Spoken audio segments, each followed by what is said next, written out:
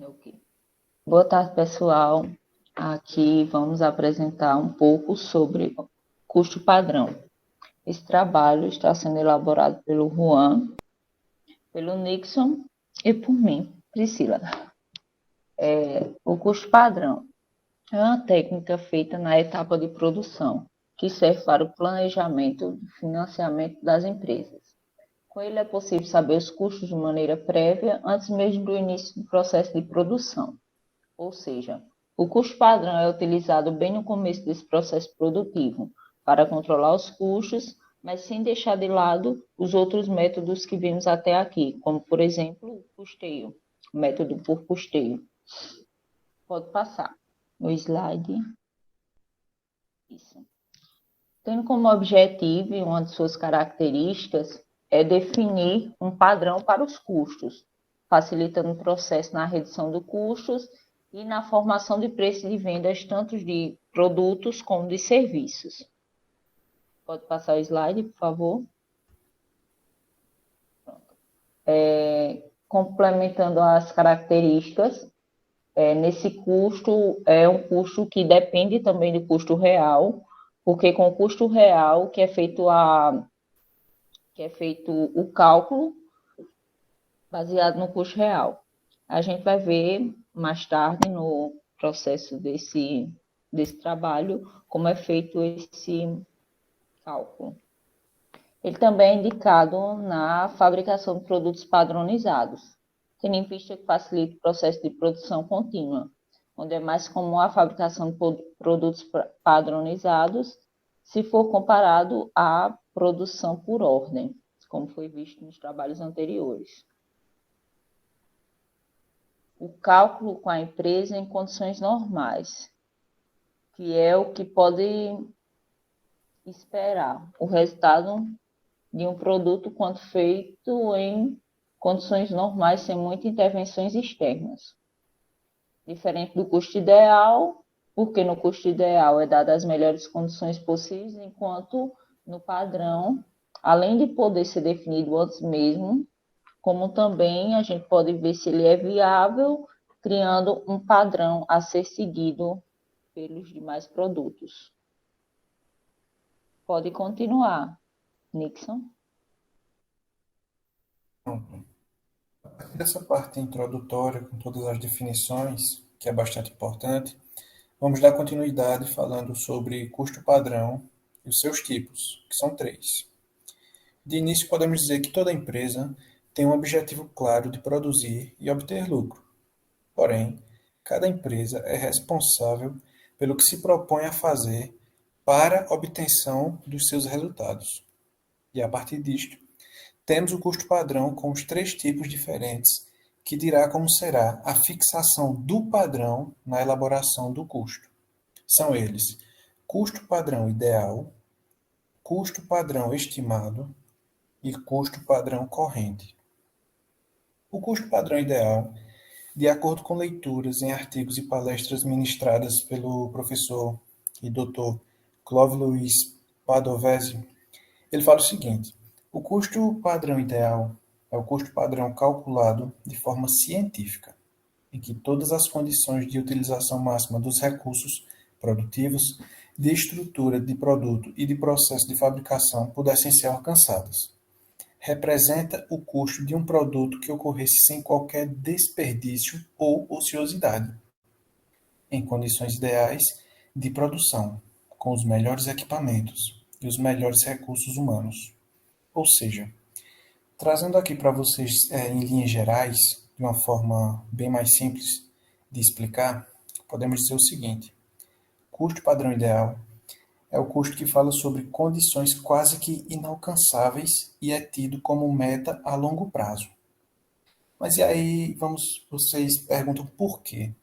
Vamos dizer o seguinte: para que essa empresa atinja o ideal, ela precisa que tudo aconteça em harmonia, como, por exemplo, baixos índices de perda ou nenhuma perda, as melhores matérias-primas do mercado, colaboradores trabalhando em máxima força, sem cansar, sem parar, além também de equipamentos de ponta. Então, se algo sai diferente desse modelo, o custo padrão ideal não se cumpre. Por isso que é tido como longo prazo. Já no custo padrão estimado, ele é um custo que se busca em períodos anteriores, nas próprias contabilidades da empresa. Uma média do que já passou em períodos mais antigos, incluindo, nesses períodos assim, por exemplo, as perdas, as ineficiências, ociosidades, ou seja, tudo aquilo que interferiu para gerar o custo real desses períodos anteriores. O professor Clóvis Luiz Padovese, em seu livro, que chama-se Curso Básico Gerencial de Custo, disse o seguinte: define custo padrão estimado, ou baseado em dados passados, como o custo que também pode ser calculado em cima dos dados reais já ocorridos, pressupondo-se que os dados reais anteriores tenham significância e possam servir para parâmetros futuros. Ou seja, logo subentendemos que essa estimativa pode ser a resposta do que não se pode fazer, para que assim haja um alcance desejado e aí sim podemos entrar no custo padrão corrente, que seria a continuidade. O custo padrão corrente, esse é mais simples de explicar, pois é um custo que leva em consideração falhas de mão de obra, as perdas, equipamentos que apresentam deficiência, ou seja, é um custo mais próximo da realidade. Ele leva em consideração toda deficiência que se possa existir na produção. Logo, podemos considerar que, através do custo padrão estimado com suas médias de períodos anteriores, chegaremos ao custo padrão corrente. Mas por que exatamente? Porque, através das estimativas, conseguiremos possivelmente diminuir as perdas, as ociosidades, diminuir qualquer ineficiência e, tendo assim, forma para que conseguimos atingir uma próxima meta. Passando mais essa explicação sobre os tipos de custo padrão, agora vamos tratar um pouco sobre a determinação do padrão.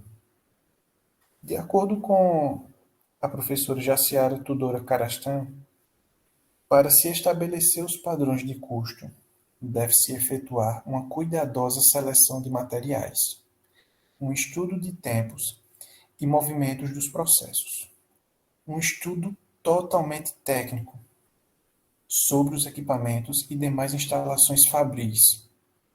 Os padrões devem ser determinados em termos de itens específicos, por exemplo, quilos de materiais, tempo de setup das máquinas, horas de mão de obra aplicada, horas de capacidade produtiva dos equipamentos e por assim em diante. Com base nesses padrões físicos, será estabelecido o cálculo de custo padrão, fixado com o maior rigor possível.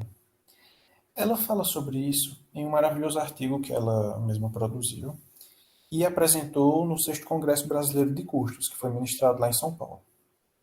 E a gente tem que entender o seguinte, que para que as variações estejam corretas de acordo com o real, as determinações sobre os valores dos custos e quantidades do que é usado sejam exatas.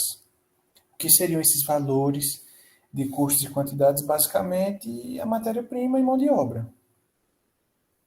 Algumas empresas decidem implementar um sistema de custos padrão de forma parcial em um ou outro elemento de custo, como por exemplo, o padrão é aplicado apenas às matérias-primas, que geralmente é o custo mais importante na produção de determinado produto, não é verdade?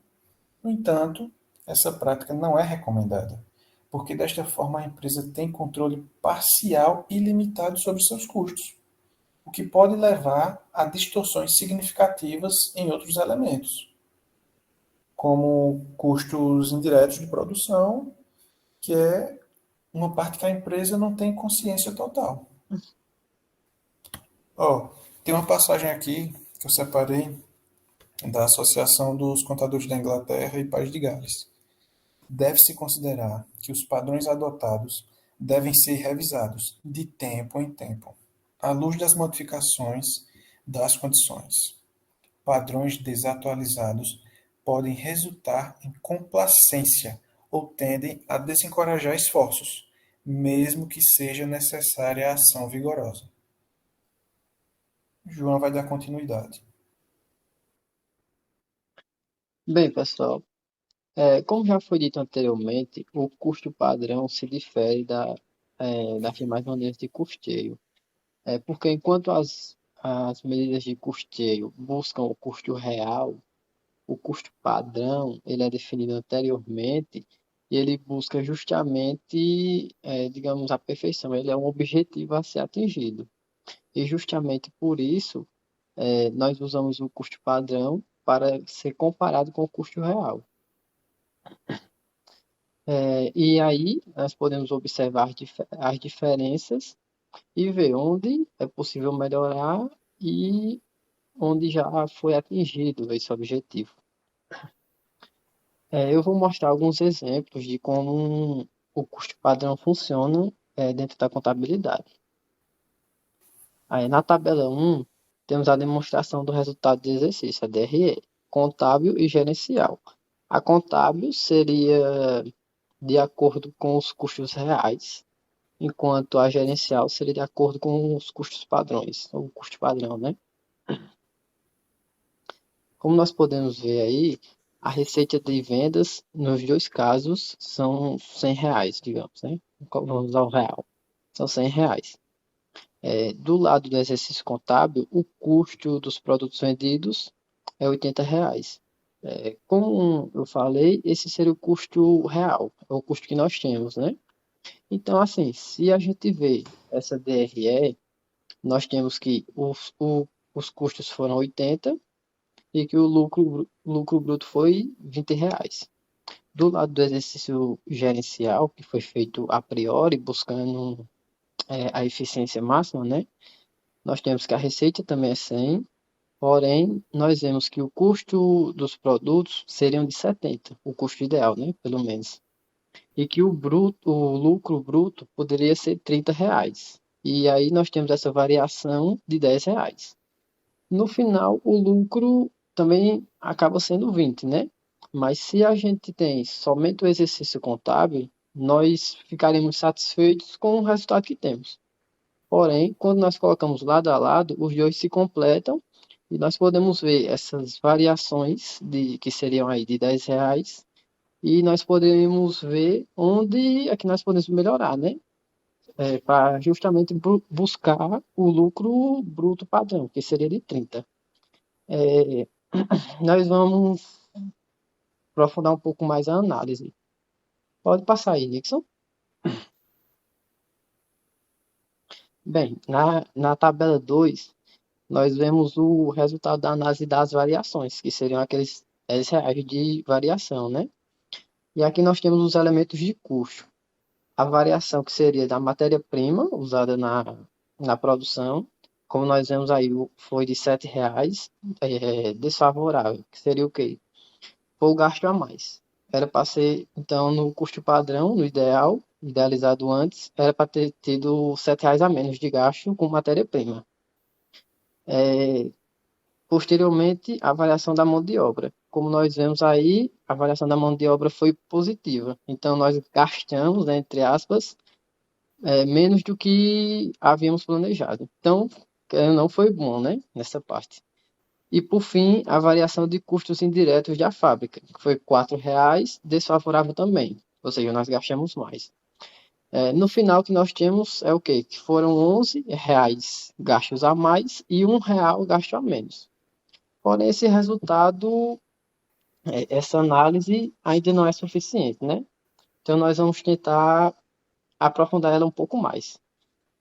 Como o Padovez disse, ele afirma que a análise das variações entre o custo padrão e o custo real é fundamental, pois ela possibilita justamente que nós encontremos os erros e problemas dentro do processo e então nós busquemos melhorar esse processo, né, para atingir esse padrão ideal. Pode passar, Nixon. Aqui nós vemos justamente a comparação entre o custo padrão e o custo real. Nós teremos os mesmos elementos de custo, que seria os materiais, a mão de obra e os custos variáveis. Então, vamos do começo. Os elementos de custo. Vamos começar com o material A. No custo padrão, a gente idealizou que o gasto com ele do material A seria de 413.662.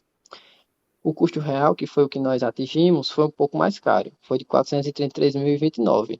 Então, nós tivemos uma variação negativa, ou seja, o custo foi maior do que o esperado, em R$ 19.367.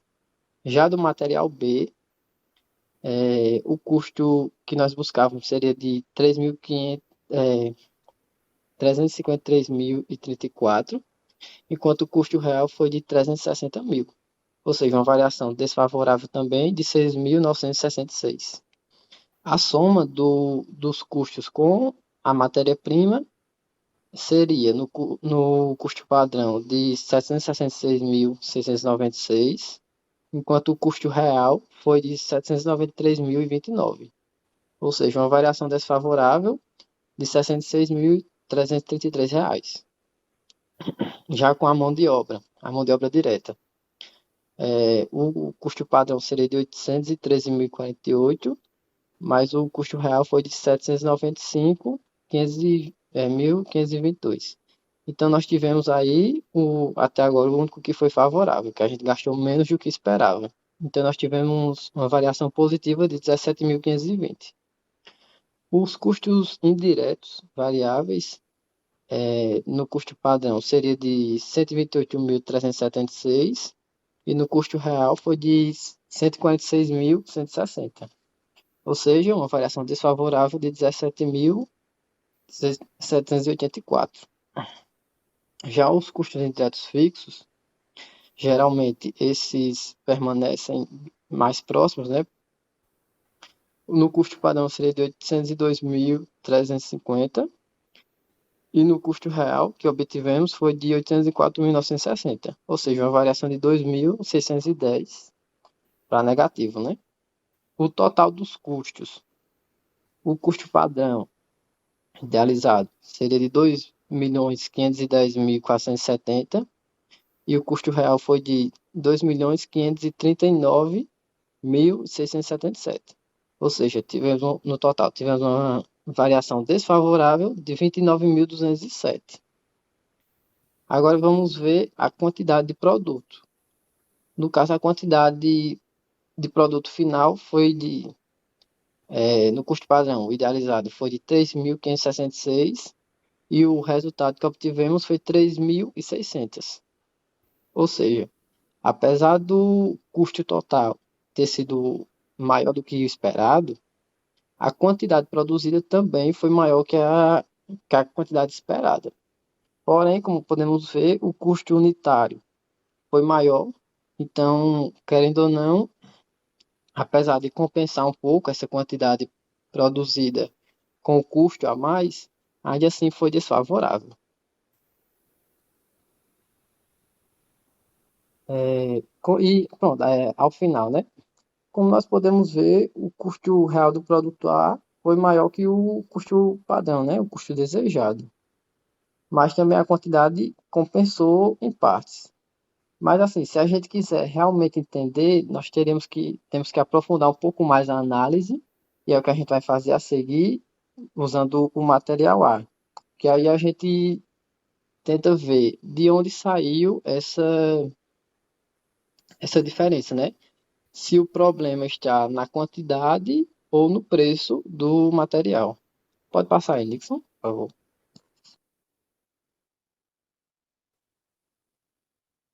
Bem, vamos analisar os dados do material A.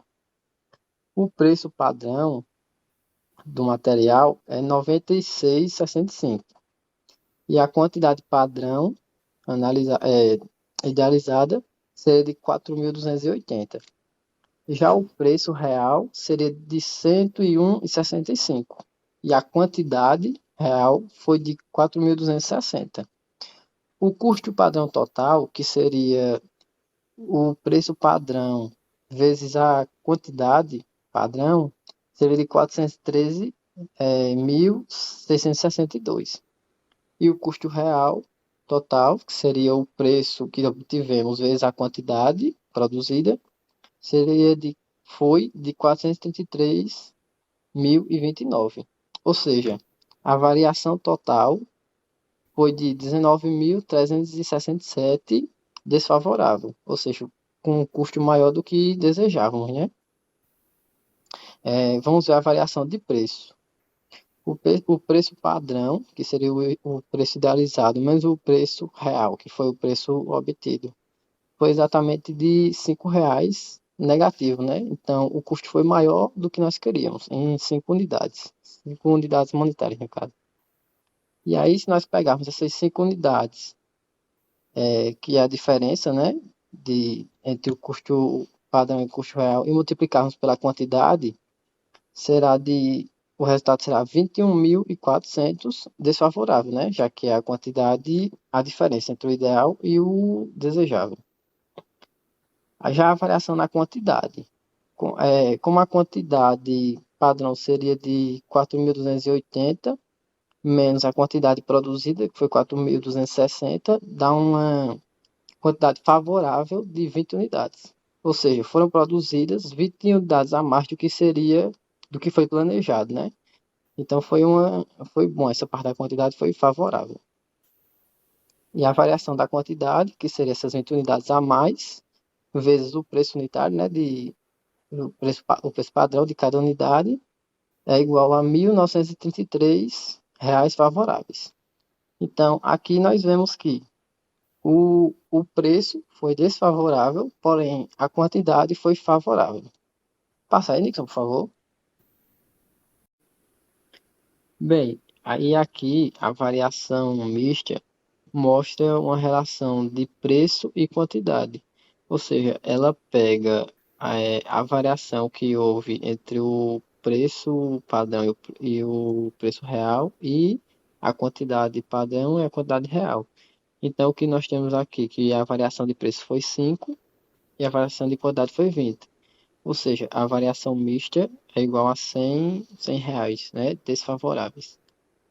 E aqui, por fim, nós temos a variação total, que seria a variação do preço, mais a variação da quantidade, mais a variação mista. Então, a variação do preço foi R$ 21.400, desfavorável, né? Então foi mais caro do que o esperado. A variação na quantidade foi de 1.933, favorável, ou seja, porque a quantidade produzida foi maior do que o esperado. E a variação mista seria de R$ 100, também favorável, né? Por conta da quantidade que foi favorável. Algumas análises não utilizam a variação mista porque ela é difícil de compreender dentro do escopo, né, da análise do produto e simplesmente, ao invés de usar a variação mista, coloca ela dentro da variação de preço. Pode passar nisso, por favor. Aqui nós vemos um quadro mostrando como, como se dá a cada uma das variações. Então, nós podemos ver aí o preço padrão e o preço real. Podemos ver que o preço real foi maior do que o preço padrão, desfavoravelmente, né? Então, nós temos essa lacuna em cinza claro. A quantidade, como nós vemos, a quantidade real foi maior. Aliás, a quantidade real foi maior do que a quantidade esperada, então foi favorável. E nessa área à direita em cima, nós temos a variação mista, que acaba sendo favorável também por conta da quantidade.